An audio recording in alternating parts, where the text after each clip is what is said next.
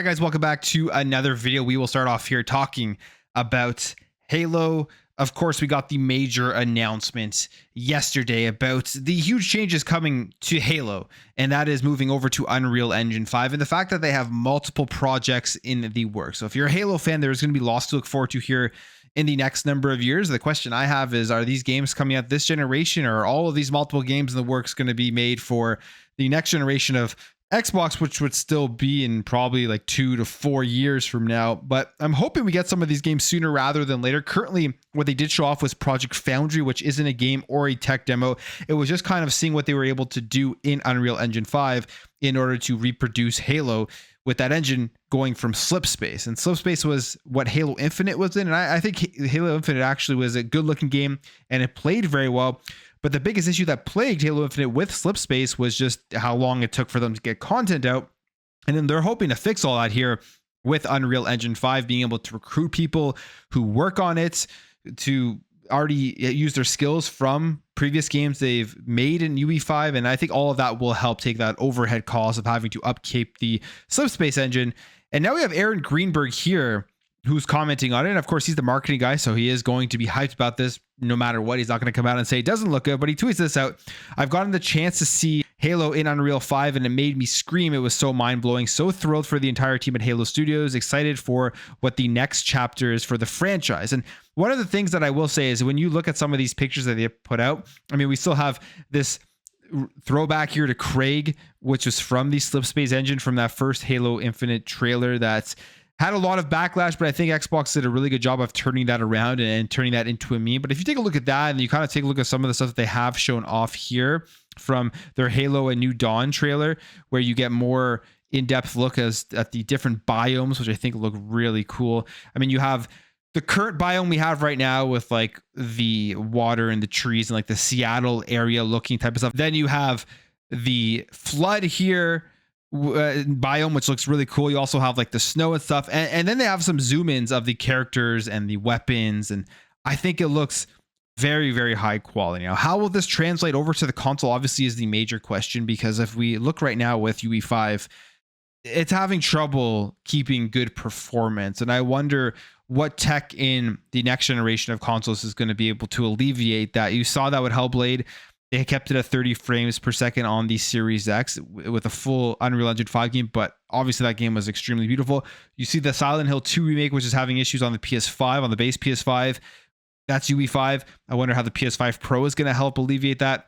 And then going into next gen, is it going to be AI upscalers that allow these Unreal Engine 5 games to run smoothly at 60 frames per second, or is it just going to be raw power? That's my biggest question. How are they going to be able to utilize this engine and have it work smoothly and properly on the consoles, which they're going to have to obviously support here with Halo? I mean, if you have a high power PC, you're not going to have to worry about that. And depending on the price of the next gen consoles, that may be the way to go if they're starting these at $700. But I'm very excited to see exactly what is to come here. But I'm very excited to see what is to come here from the Halo franchise and just kind of the whole future of the game itself and the spin-offs that we are going to be getting. Now, another major first-party game that is coming out from Xbox in just 2-3 weeks from now is Call of Duty Black Ops 6. And we've seen the marketing ramp up. There's always been questions about the marketing from Xbox about what are they doing with this game? Are they going to tell people it's on Xbox Game Pass? We've seen them do that now, but only on the Xbox page itself. If you take a look at the ads on the Activision, it doesn't say Xbox Game Pass. I am assuming that has to do a lot with the FTC agreements that they have made with the parity across the consoles and everything. And one of the biggest things that the FTC was pushing back against and the CMA was pushing back against was the cloud and being able to have a huge advantage with Game Pass and subscription by putting Call of Duty on it. So I feel like that's why, but there is more marketing here, and they are mentioning Game Pass again. They put out a new trailer here. It's the global launch gameplay trailer, and you can see it here. They just show off more of the game, more of the campaign, which I think the campaign is going to be a ton of fun. I can't wait to see where the story does go. And if you get to the end of this trailer, this one is on the actual Call of Duty channel. There will be no indication that it is coming to Xbox Game Pass. It just says it is releasing here on October 25th. But then you head over to the Xbox channel and you can see here they advertise. This is the difference. At the end of it, they have the big Xbox logo and then they say play it day one with Game Pass. And I'm sure people at this point know it is coming to Game Pass. The question here is, will this advertising make a huge difference in having people forget if that it's on Game Pass if they're only looking at the Call of Duty and Activision side of things? And I'm sure that there will be some people that look at this and just pick it up on the console that they're currently playing on, not knowing that it is on Game Pass. But I don't think Call of Duty is that game. I think Call of Duty is the game that you're going to be playing it where you generally play it, especially if that's one of the only games that you have. Now, if you play a variety of games and you didn't play it on Xbox previously, you're previously playing it on PlayStation, and you don't really have a group or a friend group that you play with on the console, then you may consider going and picking up Game Pass, playing it on there, plus checking out many other things. But if Call of Duty is the only game, it makes no sense to get it on Game Pass. You're probably just going to stay where you currently play it. Either way, it's a win-win, as I've said previously on this channel, for Xbox, whether they pay full price on PlayStation or they play it on Xbox and Xbox Game Pass. It is a win-win for them. And I think that it's going to have huge effects on not only Game Pass subscribers, but also just the overall sales are still going to be, I think, at the top at the end of this year. Call of Duty will still be that best-selling game. But of course, that's just my prediction. Could be wrong. And we'll see what happens here when it all does play out. And it'll definitely, I think, determine what Xbox tries to do going forward and how they market this game and how they push it out. This year will definitely have some effects on that. Okay, now there is a huge game coming out on October 11th, and the demo's out, and that is Metaphor ReFantazio. It is a game that has also brought up controversy with the marketing, people talking about it shouldn't have gone to Xbox for the marketing rights, which I think is absurd. I actually think the marketing has done very well as people are asking about this game, even if they think it's only an Xbox exclusive and they want to know if it's on PlayStation. Just the fact that they are seeing the marketing and having to ask those questions means that the marketing is doing their job, because it'll take 10 seconds for them to just Google and see that it is also on PlayStation.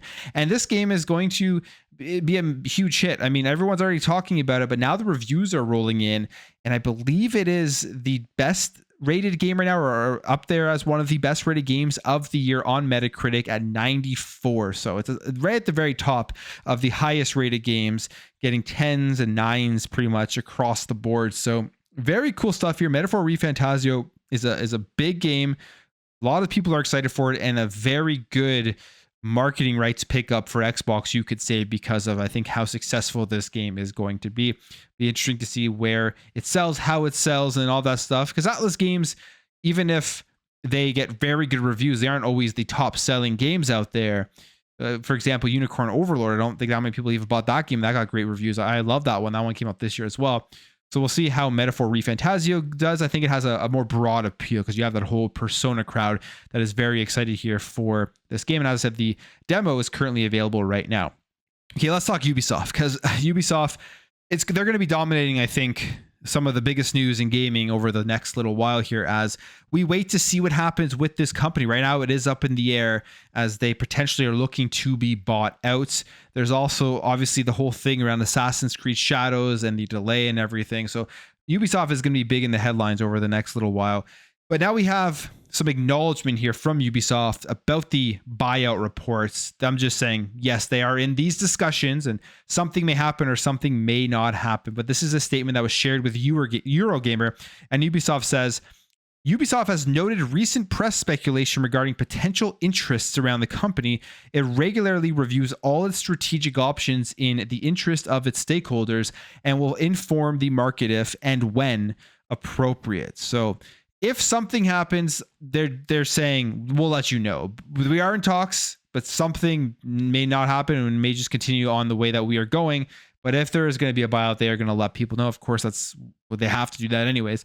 But there is a lot of discussion here about who's going to buy this company. Is Tencent just going to take it private and then buy them out? And I feel like a lot of people are hoping that kind of does happen, but that may not always generally be the best thing here for Ubisoft. I think one of the big things that people are against when it comes to Ubisoft is just the owners of the company and Yves Guillemot, which absolutely understandable. I think he's done a pretty bad job in recent time with the whole management of the company and driving it in the direction that would make it continue to be very successful, just kind of ignoring the wants of some gamers in terms of games that we want back, like Splinter Cell and stuff. So there's been a lot of that stuff. I also think he's done some good stuff with the games, but overall, I think most people could argue here that they're just kind of tired of Yves Guillemot running his own company And they want a new, fresh mind in charge here to bring Ubisoft back to prominence where it used to be. You think about the games and IPs that they have, they just have such a huge history in gaming. It would be a shame for something crazy to happen here where Ubisoft goes away, in my opinion. But people are cheering on Tencent here, and I don't know if they understand the ramifications of what could happen. You do have Tom Henderson, who does tweet this out, and I agree with him on this one. It says, it is important to stress that Tencent and the Guillemot family are rumored to be considering the buyout. The buyout would undoubtedly mean mass layoffs, and with Yves likely still in charge, who is ultimately responsible for Ubisoft's current state, it's still not brilliant news. The best cause of action would be an upper management shakeup over anything, in my opinion, but I don't think Yves will let the ship sail without him in the captain's seat. And I kind of agree with him. This is his company. He is the original founder of this company. It's not like when Bobby Kotick left Activision. He was just the CEO at that point. It wasn't his baby from the very beginning. The Guillemot family and Yves Guillemot, Ubisoft is their baby. They've built this company from the ground up to where it is now, which is massive, and it employs like 20,000 employees or something crazy along those lines. So I don't think he's just going to give the keys over, even if there is a buyout, unless he's ready to sail off into the sunset and just not care about the baby anymore, or care about the Ubisoft or any of the games anymore. So there's a lot to this, and I don't think it's as easy as just a buyout that will fix what is currently going on here at Ubisoft.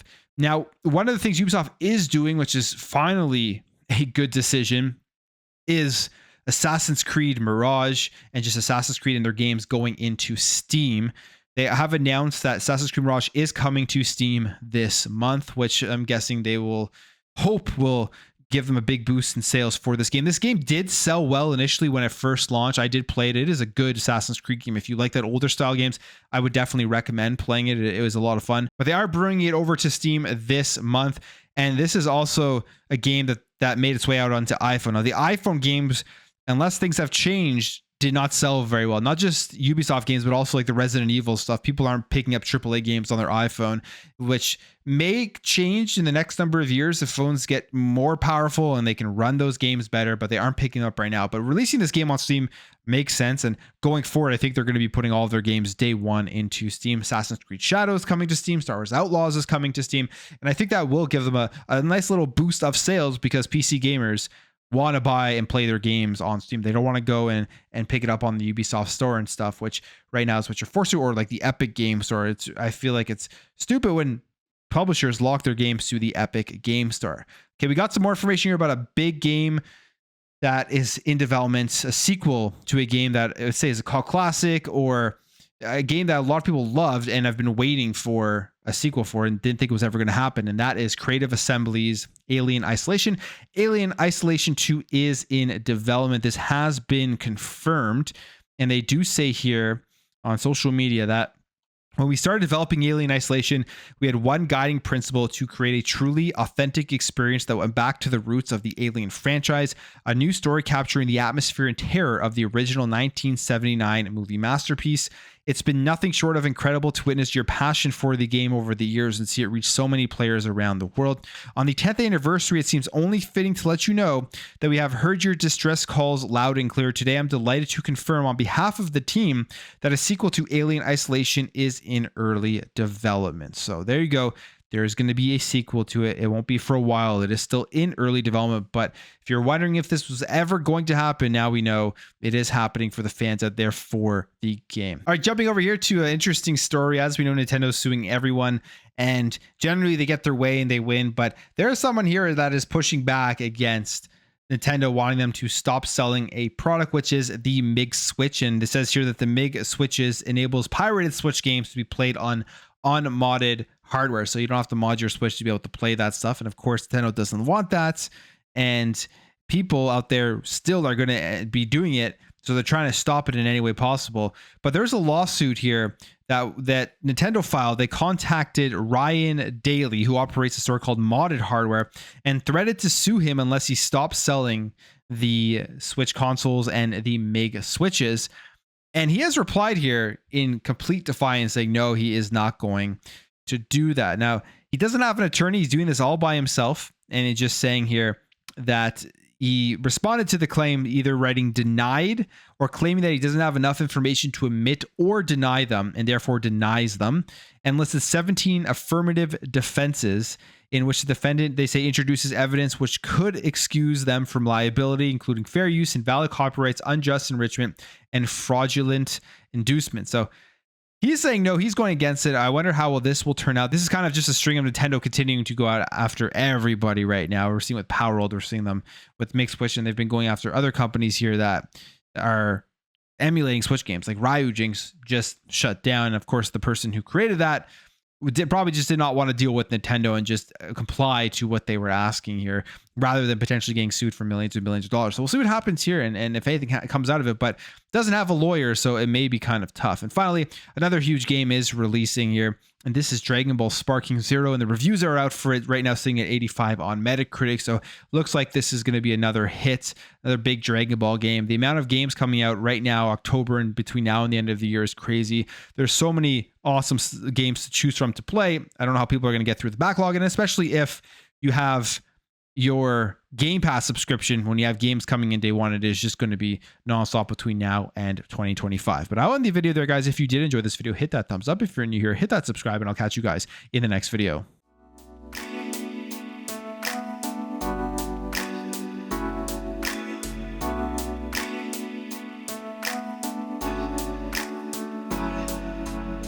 We'll be right back.